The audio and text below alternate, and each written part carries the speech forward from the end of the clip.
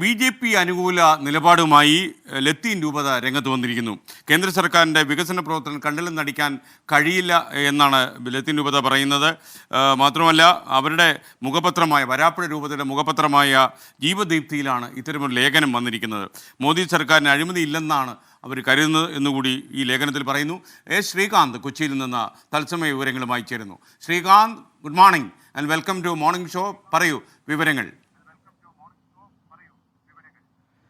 Very good morning S K ഈ തെരഞ്ഞെടുപ്പിന് ഇനി ദിവസങ്ങൾ മാത്രമാണ് ബാക്കിയുള്ളത്. ആ സമയത്താണ് ഈ ലത്തീൻ രൂപതയിൽ ഈ ബി.ജെ.പി.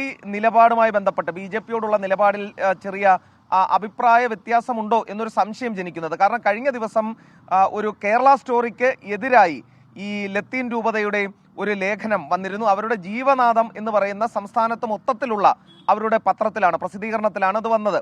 പക്ഷേ ഇന്നിപ്പോൾ വരാപ്പുഴ അതിരൂപതയുടെ മുഖപത്രത്തിൽ ആലപ്പുഴ രൂപത വക്താവ് എഴുതുന്ന ലേഖനം ഇങ്ങനെയാണ് പറയുന്നത്. ബി.ജെ.പി. നേതൃത്വം കൊടുക്കുന്ന സർക്കാരിന്റെ വികസന പ്രവർത്തനങ്ങൾ കണ്ടില്ലെന്ന് നടിക്കാനാകില്ല.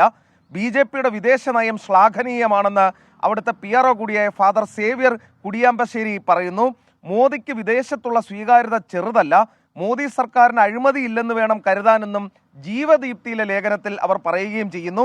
ബി.ജെ.പി. കേരളത്തിൽ അക്കൗണ്ട് തുറക്കാനുള്ള സാധ്യതയുണ്ടെന്നുകൂടി ലത്തീൻ രൂപതയുടെ വരാപ്പുഴ മുഖപത്രത്തിൽ പറഞ്ഞു വെക്കുന്നു. ബി.ജെ.പിയെ ഇനിയും പുറത്തു നിർത്തിയാൽ നാളെ അവർ നമ്മെ പുറത്തു നിർത്തുമെന്നും പറയുന്നുണ്ട്. ഹിന്ദുരാഷ്ട്ര നിർമ്മിതി ഹിഡൻ അജണ്ടയായി അവർക്കുണ്ടെങ്കിലും നമ്മളൊക്കെ ആ പാർട്ടിയിൽ ഉണ്ടെങ്കിൽ അത്തരം മോഹങ്ങൾ ബി.ജെ.പിക്ക് ഉപേക്ഷിക്കേണ്ടി വരില്ലേ എന്നും ചോദിക്കുന്നുണ്ട് ഈ ലേഖനത്തിൽ. അതായത് സഭയുടെ നിലപാട് മാറ്റമാണോ ഇത് സൂചിപ്പിക്കുന്നത് എന്നുള്ള കാര്യം ഇനി പറയേണ്ടത് സഭാ നേതൃത്വം തന്നെയാണ്. എന്തായാലും ലേഖനം വന്നു കഴിഞ്ഞു. വരാപ്പുഴ അതിരൂപതയുടെ ലേഖനമാണ്. എഴുതിയത് ഉത്തരവാദിത്തപ്പെട്ട സ്ഥാനത്തിരിക്കുന്ന വ്യക്തിയും കൂടിയാണ്.